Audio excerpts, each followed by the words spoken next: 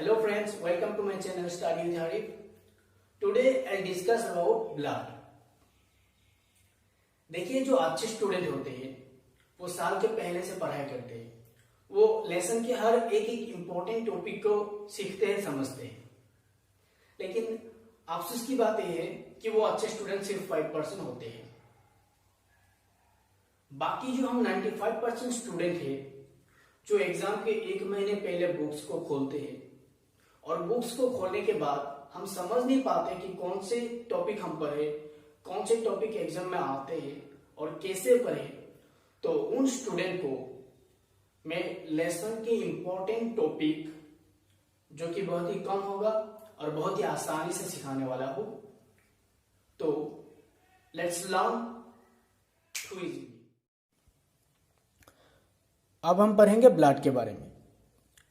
Blood के definition क्या होते हैं? Blood is defined as the fluid connective tissue containing plasma and blood cells. Blood क्या होते हैं? ब्लड है फ्लूइड कनेक्टिव टिश्यू। ब्लड का कंपोजिशन में क्या क्या होते हैं? प्लाज्मा और ब्लड सेल्स। ब्लड में 55% प्लाज्मा होते हैं और 45% ब्लड सेल्स होते हैं। प्लाज्मा में क्या क्या होते हैं? The component of plasma are 90 to 92% water.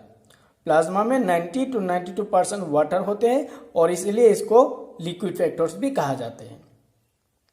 और बाकी प्रोटीन्स, सॉल्ट्स और ग्लूकोज प्लाज्मा में होते हैं। और ब्लड सेल्स में है WBC, RBC और प्लेटलेट्स।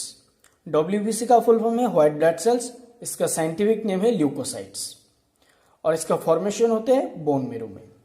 RBC का फुल फॉर्म है रेड ब्लड सेल्स, इसका साइंटिफिक नेम है इरिथ्रोसाइट्स और इसी का फॉर्मेशन भी बोन मैरो में ही होते हैं। प्लेटलेट्स, इसका साइंटिफिक नेम है थ्रोम्बोसाइट्स, इसका फॉर्मेशन होता है बोन मैरो में और इसका डेथ होता है ब्लड में। फिर आते हैं फंक्शन। ब्लड का फंक्शन यानी ब्लड हमारे बॉडी में किस तरह काम करते हैं। Transport of gases that is oxygen and carbon dioxide, transport of digested nutrient material to tissues, removal of waste material, transportation of hormones and vitamins, maintenance of acid base and water balance, regulation of blood temperature and blood pressure, defensive against foreign body. ये बहुत ही important है, exam में आते हैं blood का functions. अब हम सीखेंगे ब्लड के ग्रुप।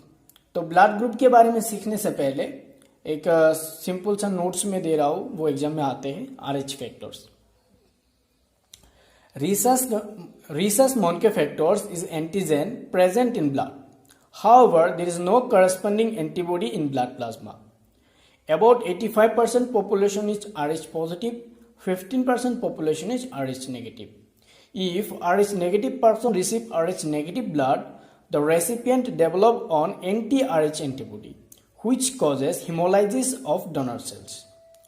चलिए अब हम ब्लड ग्रुप के बारे में सीखते हैं। तो ब्लड का ग्रुप किया कार्ल लेंस्टेनर ने। तो कार्ल लेंस्टेनर ने जब ब्लड का ग्रुपिंग किया तो उन्होंने किस बेसिस में किया? जैसे हम पहले पढ़ चुके हैं, ब्लड की कंपोजिशन में RBC होते हैं, WBC होते हैं, प्लाज्मा होते हैं। तो RBC सरफेस में जो प्रोटीन पाया जाता है उसे एंटीजेंस कहते हैं और प्लाज्मा में जो प्रोटीन होते हैं उसे एंटीबॉडीज कहते हैं। कार्ल लेंस्टेनर ने जो ब्लड का ग्रुपिंग किया तो उन्होंने RBC में पाए जाने वाले प्रोटीन यानी कि एंटीजेंस के बेसिस किया। अगर आपका ब्लड में एंटीजन A है तो आपका ब्लड ग्रुप होगा A।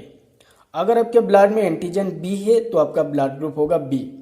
अगर आपके ब्लड में एंटीजन A और B दोनों है तो आपका ब्लड ग्रुप होगा AB।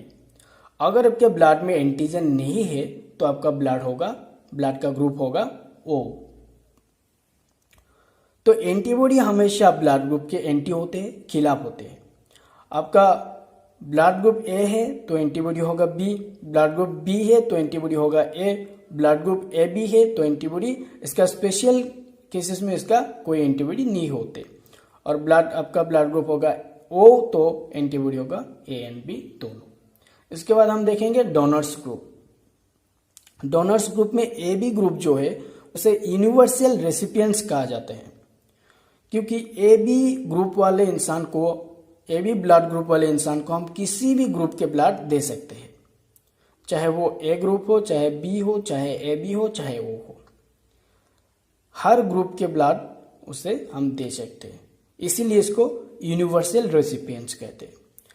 और वो जो ब्लड ग्रुप है वो किसी भी ब्लड ग्रुप वाले इंसान को हम O ब्लड ग्रुप दे सकते हैं, और इसीलिए इसको यूनिवर्सल डोनर्स कहते हैं।